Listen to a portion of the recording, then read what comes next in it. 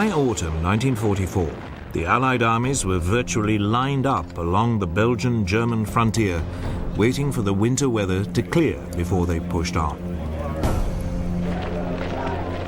Germany's situation was disastrous. Her forces were hugely outnumbered. They lacked air support, and they were desperately short of fuel. Nevertheless, Hitler, against the advice of his senior commanders, decided to launch a huge counterattack. It was a desperate gamble, but if it paid off, it might just change Germany's fortunes. His plan was to burst through the Allied lines in the Ardennes Hills and head for Antwerp. If he could retake the port, the Allied supply lines would be cut once again.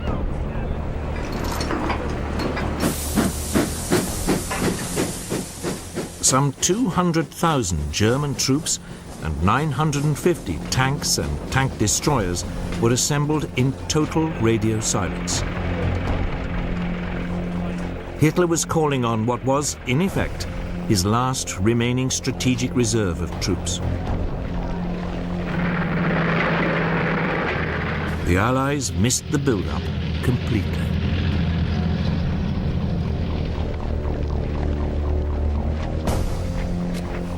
As a result, the lines facing the German positions were only lightly manned.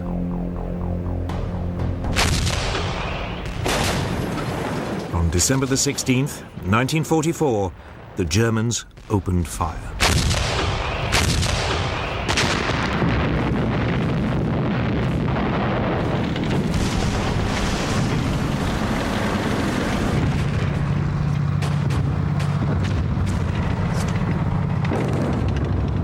Soon afterwards, German tanks and infantry crossed the US lines. The Americans were caught completely by surprise. In fact, during the first day, General Omar Bradley, commander of US 12th Army Group, even refused to believe a major German assault was underway. American confusion was made worse when the Germans sent in English-speaking special forces in captured US uniforms and jeeps to carry out sabotage behind the US lines. American troops became so nervous that even General Bradley was stopped and asked to produce his identity papers to prove that he was not a German.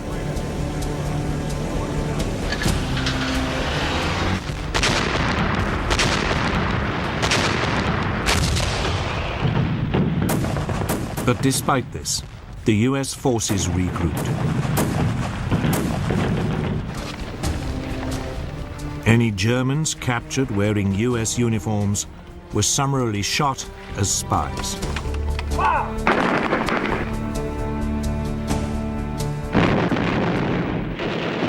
The Americans began to fight back.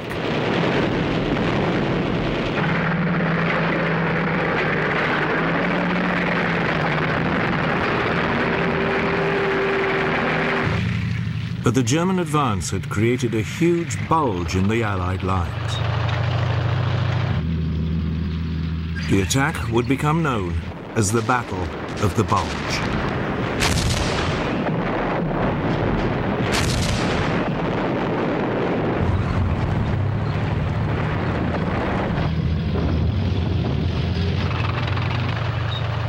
It was now on the northern flank of this bulge that the Germans committed one of the worst atrocities of the war in Northwest Europe.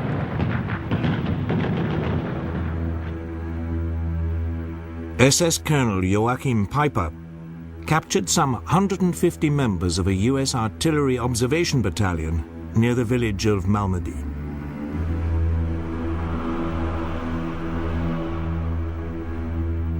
When, later, US forces retook the village, they found 85 bodies.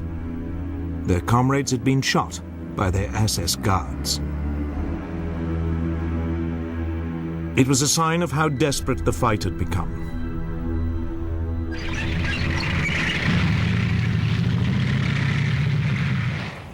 As the German advance near Malmedy continued, US combat engineers blew up bridges to slow it down.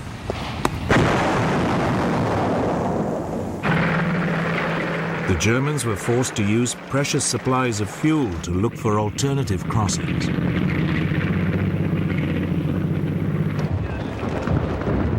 Meanwhile, on the southern flank of the bulge, US troops blocked road junctions to slow the German tanks.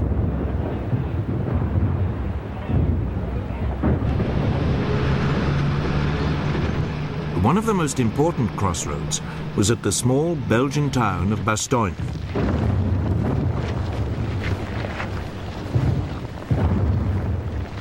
Here the Allies sent in reinforcements.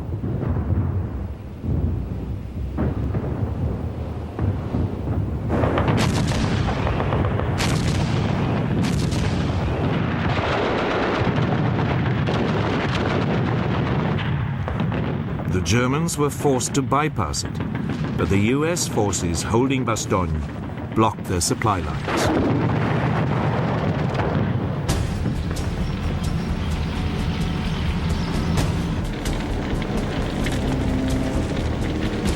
Two days later, however, the Germans were approaching the town of Dinant, some 30 miles further west. Despite the setbacks, Hitler's gamble appeared to be paying off.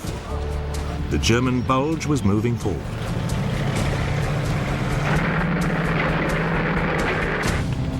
But their supply lines were now dangerously overextended, and they were running desperately low on fuel. The advance slowed.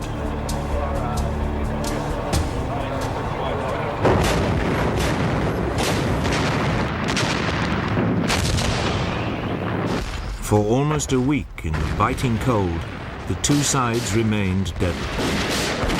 Neither could gain the upper hand.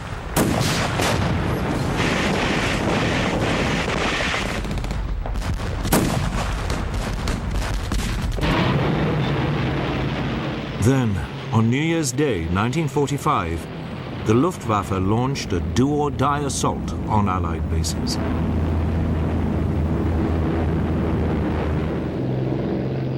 Over 300 Allied planes were destroyed.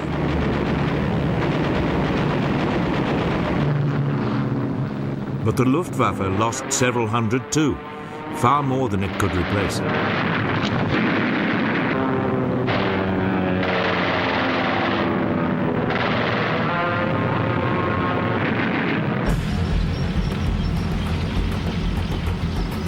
As the weather now improved, the Allies took advantage of their overwhelming air power. US troops, temporarily under Montgomery's command, pushed in from the north. US General George Patton's forces squeezed from the south. Allied air power pummeled the German lines.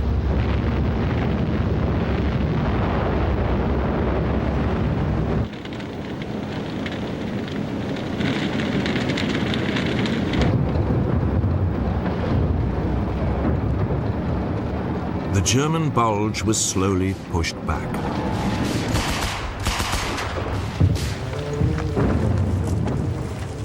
By early February 1945, Hitler's gamble had failed. The Germans had retreated to their original positions.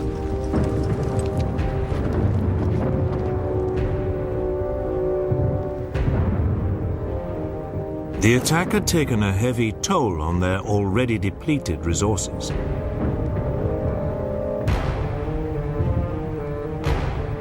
Over 120,000 men were killed, wounded, or taken prisoner.